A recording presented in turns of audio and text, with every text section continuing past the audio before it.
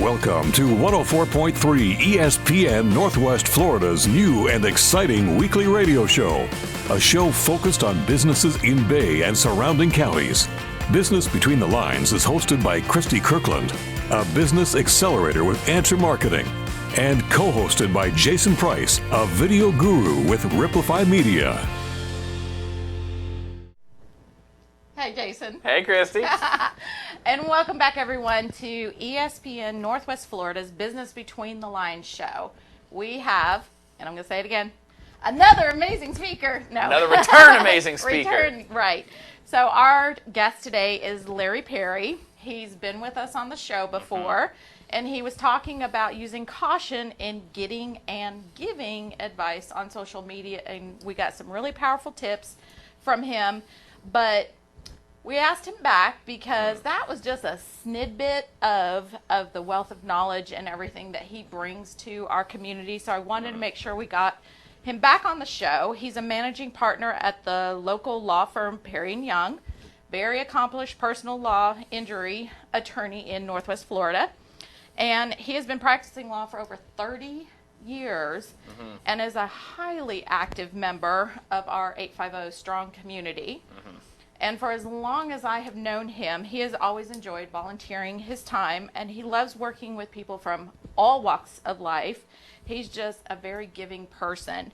And I think, honestly, he spends more time than anyone else I know trying to find ways to give back and help our community. So if you've not needed his services yet, which I hope most people don't need to use. But if not, you might recognize him as a regular personality on WMBB during their Law Call show. So he's on that as well, and he answers live questions every week for our community for free and helps them out. So he's going to be on the show today, and his topic is going to be the pursuit of excellence. And I cannot wait to share his value and what he has to share or say with all of our listeners out there in Bay County. All right. We'll be right back.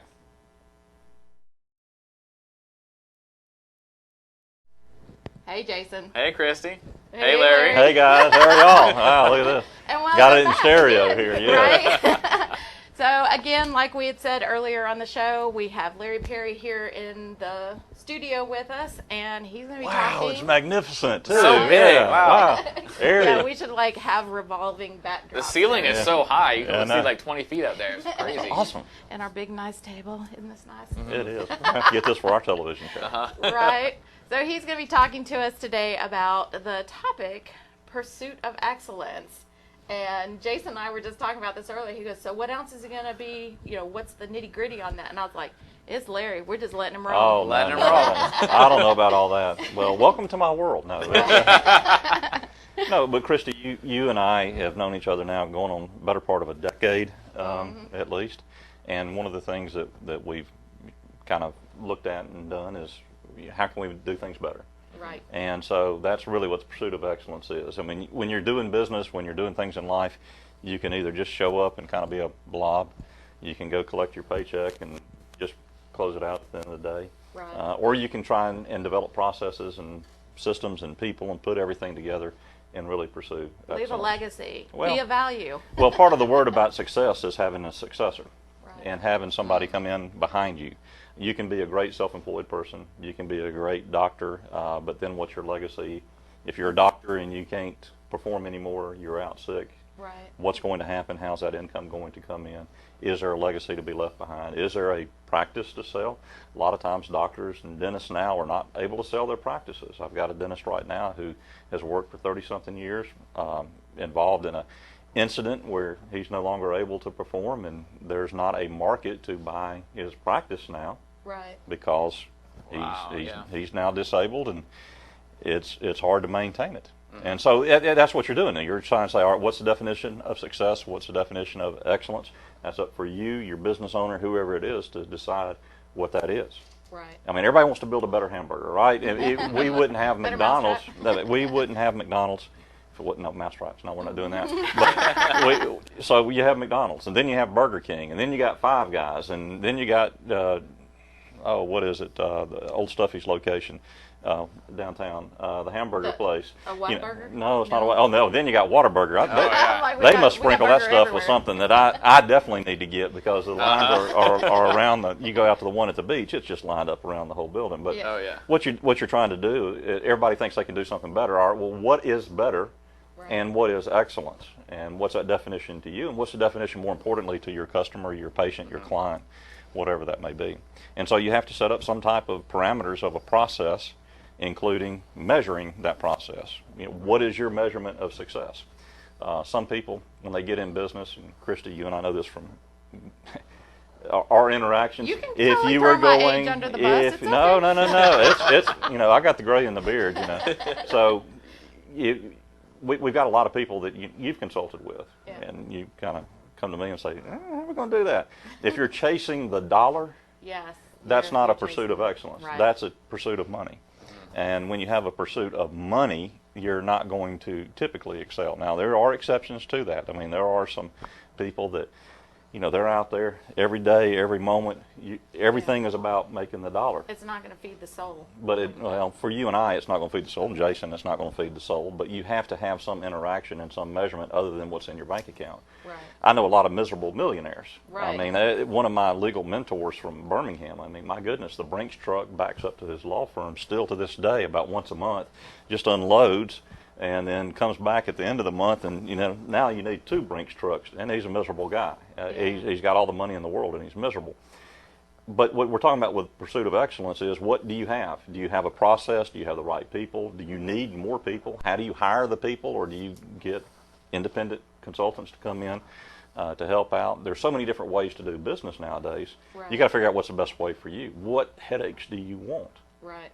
Choose Yeah. a headache. Having gone from 300 employees and trying to multitask all those personalities and stuff, when I was changing up the format of my company, going to subcontractors was a beautiful solution for me, because I don't have to deal with all that stuff, because I'm one of those, I don't sugarcoat anything. It's very hard for me to, somebody comes in and they're like, I had a hard day, and I'm like, suck it up, cupcake, let's go.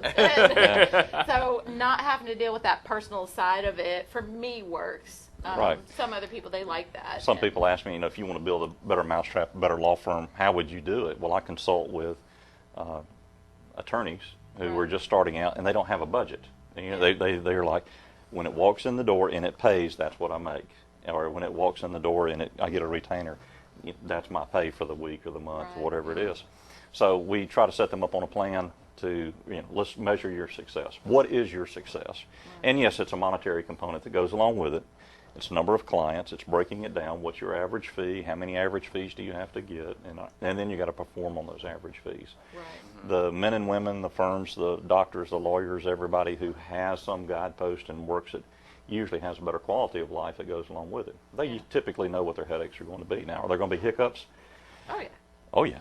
Yeah. Adversity and resilience. You take a look at what we've gone through here in the Panhandle, Category 5 hurricane, BP oil spill, and now pandemic, and we're still sitting upright. Y'all are doing a great job on your business show. Yeah. It's the resiliency. That was a big conversation Yeah. that I had right after Hurricane Michael. I was like, man, I just got my company running so nice. And there was no headaches, and it was just, woo.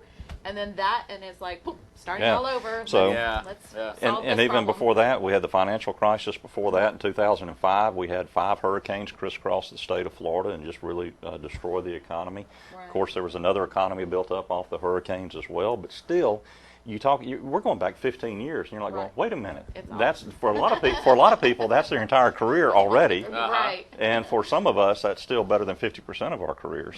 And you look at this and you go, all right, well, what's next? Yeah. What's the plan? So, people, processes, and your planning.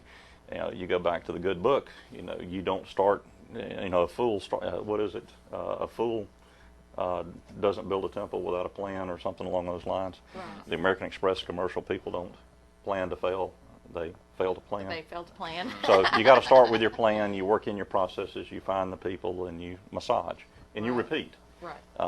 I tell people also, it's okay to fail, so long as they are not failing your client. Now, if if you're a doctor and you are misdiagnosing people, that's a bad failure. Yeah. All right, that's a horrible failure. If you're a lawyer and you're missing all of your deadlines and your statutes, and everything, if you're missing them all, that's a bad thing. But what I talk about with purposeful failure is it's okay to fail. Nobody's perfect. Pursuit of excellence is different than pursuit of perfection. Right.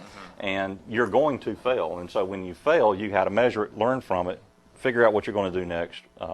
Repeat some of the things. Some of the things that you did, some of the processes that you worked with may have worked, but the final implementation was wrong. The results weren't quite right. We've all heard the expression, oh man, I was just too early in the market, or I should have done that, I was too late to the market. You know, sometimes it is a matter of timing.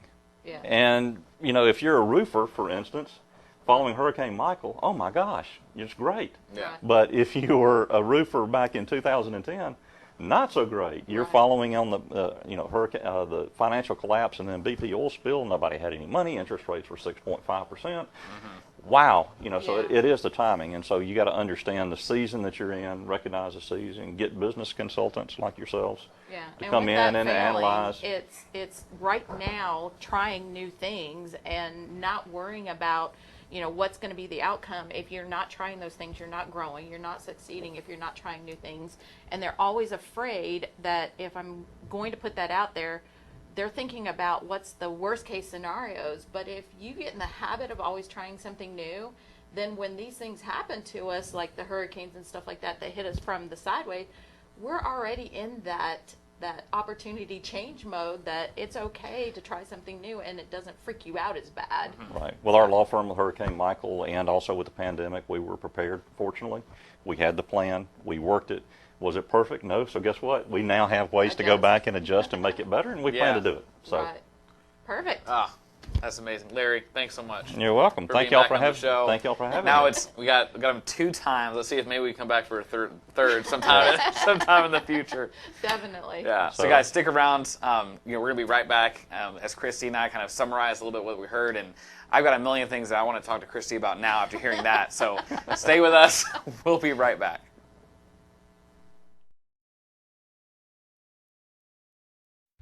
Live and local sports, high school sports, college football, the NFL, the Atlanta Braves, the Dan Patrick Show, the Herd with Colin Cowherd, the James Hale Show, the Coach's Daughter Show. Sports, we cover it all. 104.3 ESPN Northwest Florida. Hey, Jason. Hey, Christy. And welcome back, everyone. We just got through with our second show with Mr. Larry Perry from Perry & Young, and he shared a lot of information, and we were talking in the break that we can probably come up with minimum 5 more shows to pick his brain. He left the studio, and I was like, oh, can we just talk for a few more minutes? I got some questions. Right. He has been a mentor of mine since I first started Answer Marketing and stuff. I've known him for a very long time. He threw out the decade. I'll take it. I'll run with it. It's okay. I asked my grandchildren the other day, do I look 50? And they're like, no. And I was like, oh, I love you so much.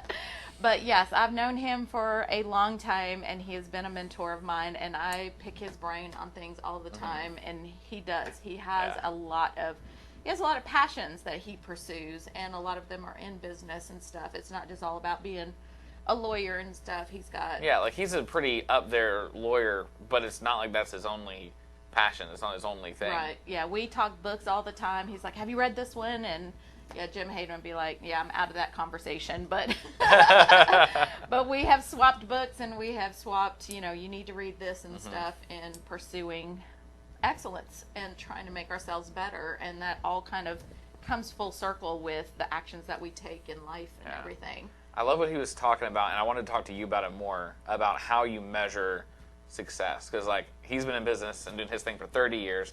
I'm in it for 3 years now. Right. So I'm wondering, if he was still here, if we had more than 10 minutes to talk with him, then that's what I would ask him is, what are the actual, Like, it seems like a good idea to measure your success and measure where you're at and specifically where you want to go and how you're... Otherwise, how do you know that you're not on a hamster wheel, that you're not just, going in circles, and that you're not, whether you're accomplishing something or not, if you don't have tools to measure. And I would probably, speaking for him, you can correct me later, Larry, if I'm wrong, but he would say there's multiple ways that you can measure, and it depends on your personality and what you're in business for and stuff.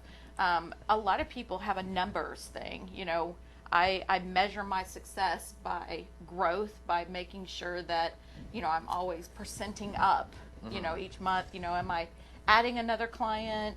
Where do I want to be at the end of the year? And I guess there's different stages of it too. It's like now my goal is just to get to this level. Right. And then that could be a level of happiness, it could be a level of time, it could be a level of enjoyment, it could be a level of money or whatever. And then there'd be another level, and then another level. And if you're getting into business for yourself and you're like, I need to make XYZ amount, then I always tell everybody you got to reverse engineer that. And those are your measures of success is, at the end of the year, I want to be here. Well, then how many more months do you have in that year? And divide that out. And what actions do you have to take each month to make those goals, to make those steps and stuff? And then my favorite, I'm not a numbers. It's not about the bottom line for me. It should be, and don't punish me for saying that, but it used to be. And that didn't make me happy. Yeah. And now my measure is how many people can I help? How many people can I share? And I love seeing that light bulb come on, and they're like, that was it. That was what I needed to do something else or take the next step. And that's how I measure my success. Yeah, I definitely measure mine kind of similar to you, where it's about my lifestyle and where my where my time is going. I love shooting video and editing video and working in video. But if all I did was just shoot videos and edit videos, I would be miserable, because that's not what that's not what I want to do. It's a means to the end. Yeah, it's a piece of Yeah, it, but it's not the whole thing. But being able to do business with friends and be able to hang out with people and have a good time doing it, and be able to the driving across town to meet with somebody just because I really want to meet with them, and then while we're there, we're also talking about a video project that then makes me money. Then that's cool. Right. Or if it's driving the other way across town and I'm meeting with somebody just because I haven't talked with them for 2 weeks and I just want to have coffee and just see what's up in their lives and what they're doing. I have talked to a lot of people that have not started a business yet, and they're like, I want to go into business for myself, and should I buy a business? Should I start my own? What's my first step? And I always tell them, I was like, what are you passionate about?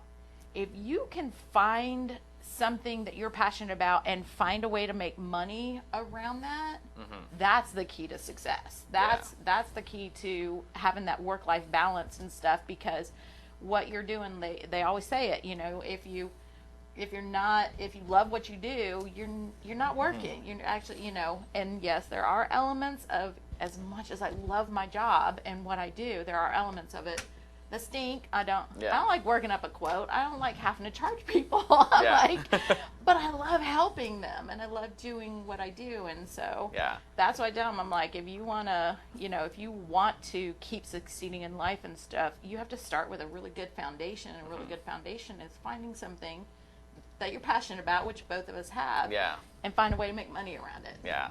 If there's one quote that my mom has, it's, if you love what you do, you never work a day in your life. Yes. That was And what I was trying to butter it out. And I have tried for the last few years to work as hard as I can to make Replify Media be that thing, for me, that I can put all my time. Because if I put 16 hours into a day that's working towards building Replify, I go to sleep that night, rested, I wake up, and I feel good the next day.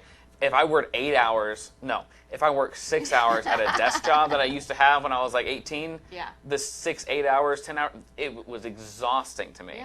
Because I didn't like it. It's every moment I'm look at the clock, and when can I go home? I was thinking about that because I just took on a new client, which is also one of our sponsors, Vortex Spring, and plug. Right, and the hours that I put in there, and I'm like, I should be tired. I'm gonna sleep in a little bit, and sleeping in for me is 7 o'clock. Yeah, I'm about to say 7 o'clock. And it's like 5:30 rolls around, and then I'm on my phone and I'm creating a post for them, or I'm creating a flyer or something. Love it. Yeah, and then I'm like, why am I not tired? I need to get some sleep. I need to stop and put this down. And then I'm just like, my brain is going, and yeah, I should be exhausted. And I got my coffee this morning, and I was like, I'm going to need this. And then I was drinking it on the way over here, and I was like, blah, blah, blah, blah. I was like, I don't need the energy, because I love what I do. But yeah. I think on that same note, like another measurement of success for me that I just thought of would be that all of my clients, all of my friends, all of my business associates that I'm spending time with are all people that pass the beer test. The beer test, for those of you that may not know, is would I willingly, under my own time, go out, have a beer with somebody? Right. And I can say, like, the vast majority of the people I spend in time with in Replify world are all people that pass the beer test. Right. And I have a friend of mine that owns another video production company, and he talks about, like, a networking group that he's in where it's, like, only, like, 20% of the people he actually likes and spends time with, and everybody else is just a bunch of duds. And I'm like, that's not the life that I want to live, or that the clients. Team, because I look forward to being with every single one of those people every single week, and it excites me. But I just figured out why, when we plan a meeting together and we say 30 minutes or an hour, why you and I? It goes 6 hours before we realize that the day is gone. I mean, besides the keynote that the sun has set behind us, and we're like, oh, crumb. Yeah. We need to wrap this up. I just figured it out. It's because when we get together, your passion for hearing people and their stories and learning stuff, and my passion for sharing that knowledge, when we get together, we're both sparked. Oh, yeah. And we're both 100%. like, woo! Yeah. And I don't know why I didn't think about that before, but that's why we always have so much time. It's like, because we're feeding each other on that. If you go back on the YouTube channel, back on the Facebook post, to the first 3 episodes of this show that were filmed in a completely different set. It was like our pre-launch show. There was a good, like, hour and a half between episodes of just us sitting and talking, and we're like, okay, stop talking about this. We need to just get on air. We need to start filming the show. So we can share all of this with everybody. So we'll be back. We'll do more. Exactly. I mean, this whole show, I think, is an example of both of us having a passion that we really care about, and that being our main focus. Anyway, Pursuit of excellence. I've got 30 seconds on the clock. So, thank you so much for Larry for being on the show today. Huge shout out to our sponsors, Vortex Spring, Highland Finance, Aero Pest Service, and everybody that helps this show come together. These are our people. These are people that pass the beer test, 100%. Absolutely. If you are somebody like Larry, where you've got something, like, he had an amazing thing to share. Yep. And if you have an amazing thing that you think that the community would be better by sharing, then message us on Facebook, and we'd love to talk with you about potentially being a guest on our show. And until next time, our clock has run out. We'll see you guys next week, Sunday, 8 a.m. on Business Between the Lines. Thanks so much.